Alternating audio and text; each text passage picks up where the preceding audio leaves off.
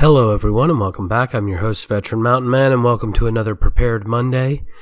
And today we're going to be talking about everyday carry again, and we're going to be discussing different types of knives yet again. And this week I'm actually going to divide it out into the locking folding category. Now, there's a couple of different types of locking folder. You've got your liner locking, you've got your back locking, you've got your end locking, and you actually have a ring locking, which is a specialty type of folder, and I'm actually going to send you a link down below where you can buy a ring lock if you decide, because it's one of the types I like. However, what we first need to do is discuss why a locking folder is actually a reasonable purchase for everyday carry. And so here we have our list of basic ideas for everyday carry as to why a locking folder is acceptable as a knife. And the first is you do a lot of yard chores. I mean, if you're trimming roses and cutting woody stemmed plants, you're going to need an actual serious knife. I mean, a non-locking folder will actually close up or roll back on you and could harm your hands. Now, if you do regular processing of packaging or tape, you're going to want a locking folder as well. If you're just doing light stuff like normal home mail, you're not going to need one. You can use a non-locking. But if you're doing like serious processing, like dozens of packages a day and hundreds of envelopes a day, a locking folder is actually a safer tool to use for that.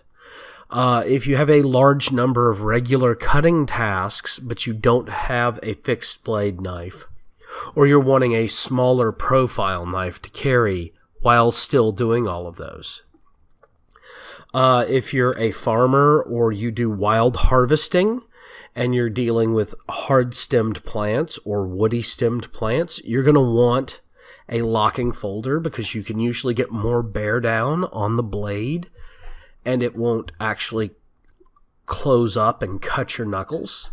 If you're a serious wood carver or do wood carving as a profession, if you are part of search and rescue or military and law enforcement, these are also good choices for standard everyday carry knives.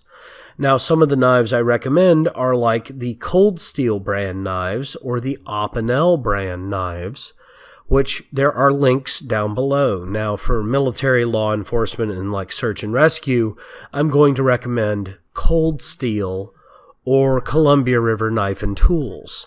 For those of you who do, say, wood carving or farming or hard yard chores and you want a locking folder, I'm actually going to recommend the Opinel. The Opinel, while it doesn't have a full metal seam down the back, it's got a much beefier handle that's easier in the hand to work and is something that you don't necessarily have to worry about being streamlined or sleek because you're doing work that's repetitive tasks over and over again, and that ergonomic and comfort in the hand is far more advantageous than the thinner carry profile and lack of noticeability. Now, for the military, law enforcement, and search and rescue, I'm going to recommend either a Columbia River Knife and Tool or a Cold Steel tactical folder with either a liner lock or a mid-back lock.